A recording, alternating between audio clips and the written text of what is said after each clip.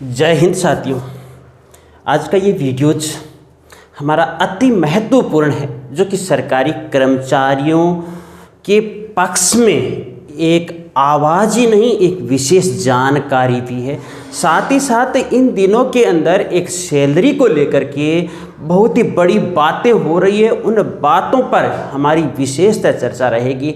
आप लोगों को मालूम है, पूर्व सांसद और वर्तमान सांसदों से संबंधित जो एक सैलरी बिल था वो संसद के अंदर पास होता है और उसके अंदर 24% की वृद्धि की जाती है। और वहाँ पर एक बात कही जाती है कि राहत प्रदान की गई। उसी के साथ सरकारी जो कर्मचारी, चाहे केंद्र के कर्मचारी हो या फिर राज्यों के कर्मचारी हो, उनके सैलरी से संबंधित भी एक आवाज़ उठती है और सरकार के द्वारा बल्ले बल्ले करने वाली खबरें प्रकाशित हो जाती है। भाई कैसे न्यूज़ एजेंसियां सरकारी कर्मचारियों की बल्ले बल्ले। आप ये उदाहरण देखिएगा, इस पत्रकार महोदय को सरकारी कर्मचारियों के द्वारा मिलकर के सम्मानित तो करना ही चाहिए। इन्होंने बड़ी सटीक साफ सुथरी न्यूज़ लिखी है कि 2% डीए वृद्धि से सरकारी कर्मचारियों की तो बल्ले बल्ले है और वहाँ पर 24% वृद्धि होती है। केवल वही नहीं, जो दैनिक भत्ते होते हैं, जहाँ पर 2000 मिलते हैं प्रतिदिन सांसदों को, वहाँ पर प्रतिदिन के लिए 500 रुपये की वृद्धि, वहाँ पर 25% की वृद्धि। ये नहीं, अन्य सुविधाएं जो होती है उनकी चर्चाएं नहीं, वहाँ तो राहत प्रदान की जाती है। अब इस विषय को हम सटीकता से समझेंगे। और जो आप लोग प्रयास कर रहे हो, 8वां पे कमीशन, 8वां वेतन आयोग, जिसमें फिटमेंट फैक्टर एक सबसे अहम रोल अदा करने वाला है।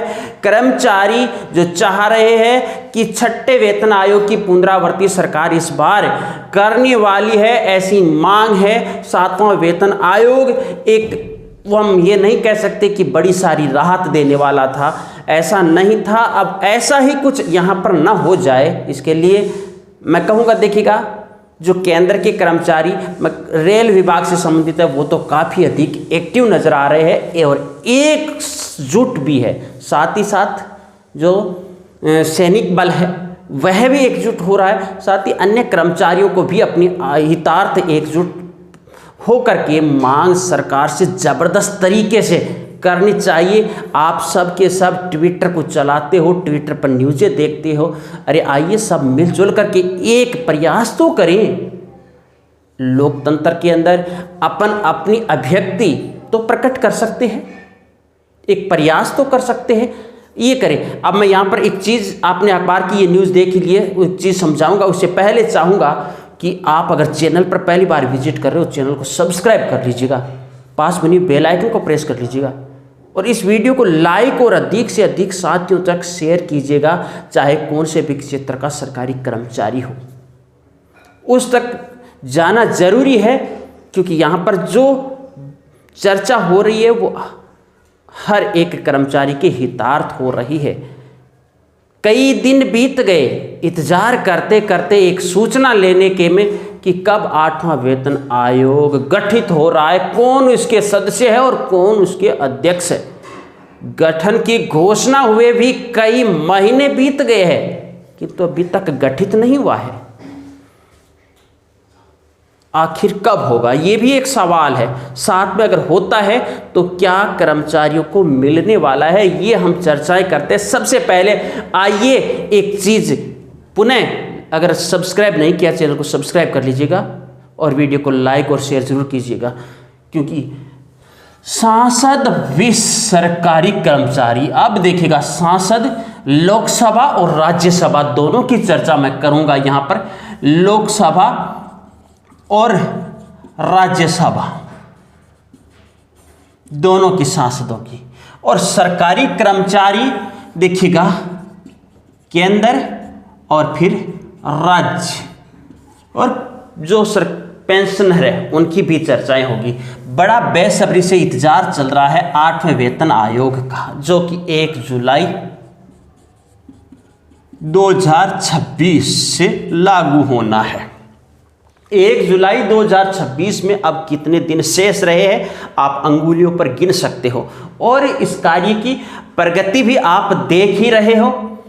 यहाँ पर अब जब बातें करेंगे, आपको मैंने अखबार की कटिंग दिखाई है, मैं तो चाहूँगा ये ट्विटर पर आइएगा, हम रीट्वीट भी कर रहे हैं, आप रीट्वीट कीजिएगा अधिक से अधिक, जिसके लिए हमने प्रथम कमेंट में टेलीग्राम चैनल का लिंक दे दिया गया, जिसमें हम वीडियो जैसे ही तैयार करते तो वीडियो का लिंक और ट्विटर का लिंक डालते हैं, ताकि हम सरकार से विशेष मांग करें। आप देखिएगा, सांसदों से संबंधित अनुच्छेद 84 है, जो आयु निर्धारण का कार्य कर रहा है। लोकसभा के लिए 25 वर्ष न्यूनतम आयु, जबकि राज्यसभा के लिए 30 वर्ष न्यूनतम आयु है। अब यहां पर एक चर्चा होती है शैक्षणिक योग्यता की। भैया जी, शैक्षणिक योग्यता सांसदों के लिए इसका कोई प्रावधान नहीं है। समय समय पर मांग जरूर उठती है, किंतु ऐसा नहीं है। हालांकि शैक्षणिक योग्यता वाले नेताजी की संख्या में तो काफ़ी वृद्धि हुई है, किंतु अभी भी हम ये नहीं कह सकते कि एक निर्धारित है। जी, मैं ये तो नहीं कहूँगा कि धन बल या फिर बाहुबल के द्वारा सांसद बन जाते हैं, मैं ये तो नहीं कहूँगा। मैं ये तो ज़रूर कहूँगा कि जनता के अंदर लोकप्रियता के माध्यम से, जहाँ पर जिसकी तरफ जनतंत्र का अधिक झुकाव होता है, वो सांसद बनते हैं, 5 साल के लिए बनते हैं, और उनके लिए वेतन, पेंशन सब का निर्धारण बखूबी होता है। जैसे इनसे संबंधित बिल आता है, तो आपने शायद तक कौन सी भी विधानसभा हो या फिर कौन सी भी संसद हो, संसद सत्र हो, कोई भी पार्टी हो, किसी भी विचारधारा से संबंधित हो, कभी इनके स्वयं से संबंधित बिल जब आता है, उस पर विशेष वाद विवाद की स्थिति नहीं होती है। सबके सब एकटक होकर के स्वीकार कर लेते हैं। फिर कर्मचारी संगठन अलग अलग समूह के अंदर बंटे हुए क्यों है भाई? सरकारी कर्मचारी भी अपने हितार्थ एक होकर के इस चीज़ को तो सहमति जरूर देना।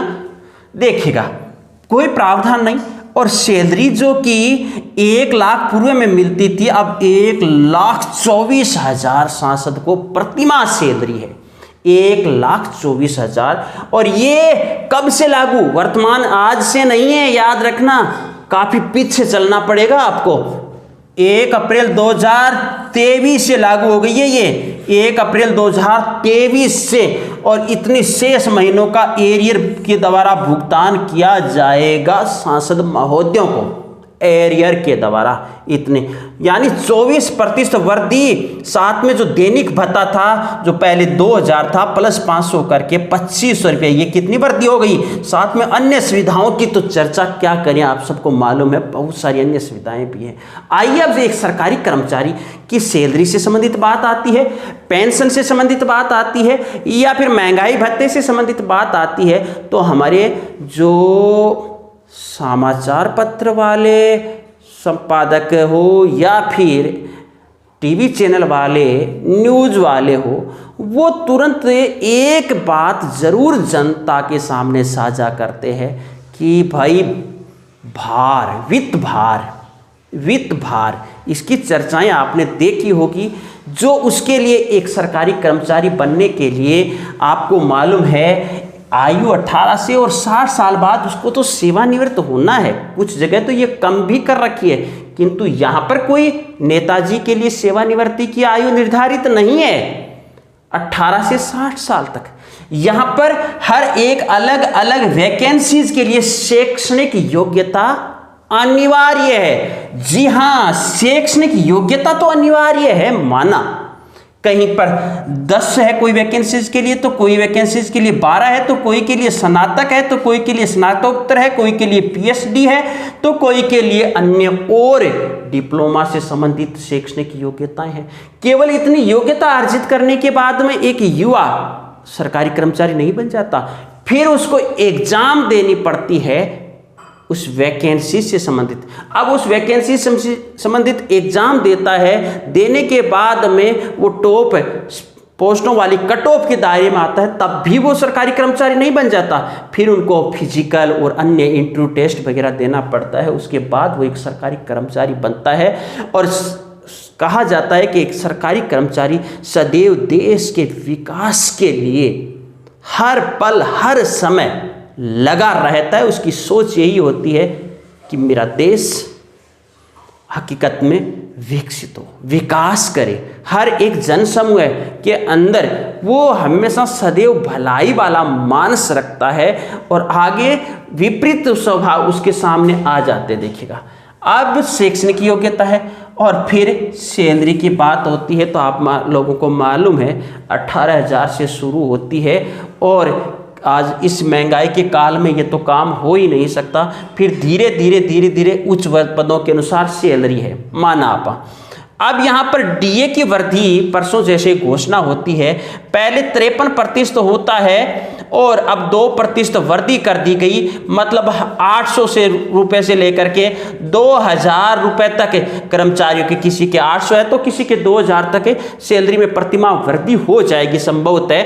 इससे इस कर्मचारी की बल्ले बल्ले हो जाएगी, न्यूज़पेपर वालों ने लिखा है। और यहाँ पर 24% केवल राहत प्रदान की जा रही है, राहत हो रही है। आप इस चीज को देखिएगा, हालांकि 7 साल का ये सबसे न्यूनतम डीए वृद्धि वाली चीज है। अमूमन किसी भी एक त्यौहार से पहले डीए वृद्धि होती है, वर्ष में 2 बार होती है और आपने देखा है दीपावली से पहले और होली से पहले, जबकि इस बार होली के बाद की गई है। चलो ये स्वीकार है, समय का अभाव हो सकता है, किंतु अमूमन देखा गया है 3 से लेकर के 4 या 5% तक डीए वृद्धि होती है। ये धीरे धीरे होता हुआ अब महंगाई की मार कम हो गई, शायद 2% डीए वृद्धि हो रही है, 2% डीए की वृद्धि हो रही है। अब आप इसी को एक आधार बनाइएगा, क्योंकि यहाँ पर 55% डीए हो चुका है और आपका फिटमेंट फैक्टर क्या कहेगा, ये डीए 0 हो जाएगा। ये डीए जिसको मिल रहा है 55%, मतलब 50,000 जिसका मूल वेतन है उसको ये 27,500 रुपये डीए मिल रहा है। कुल मिलाकर के हम कह सकते हैं 57,500 उसका पेमेंट बन रहा है, सैलरी बन रहा है। उसके बाद कितनी वृद्धि होगी वह आएगी, तो ये तो देखिएगा तकरीबन इतनी हो रही है। और वृद्धि फिटमेंट फैक्टर कितना रहेगा इस पर, इससे आप अनुमान लगा सकते हो। तो इसलिए सभी कर्मचारी एकजुट होकर के यानी 2.86 से अधिक फिटमेंट फैक्टर की ही मांग रखें। हालांकि देखिएगा संगठनों ने 3 से भी अधिक मांग जरूर रखी है, कम से कम ये जरूर मिलना चाहिए। और जैसे ही इससे संबंधित विशेष सूचनाएं आएगी हम आपको समय समय पर देने का प्रयास करेंगे। ये एक चर्चा का विषय है, चर्चा में रहना जरूरी है। चलो आइए, अगली मुलाकात अगले वीडियो के साथ होगी। एक बार पुनः निवेदन रहेगा कि अगर चैनल पर पहली बार विजिट करें तो चैनल को सब्सक्राइब कर लीजिएगा, पास बनी बेल आइकन को प्रेस कर लीजिएगा, वीडियो को लाइक शेयर जरूर कीजिएगा। धन्यवाद।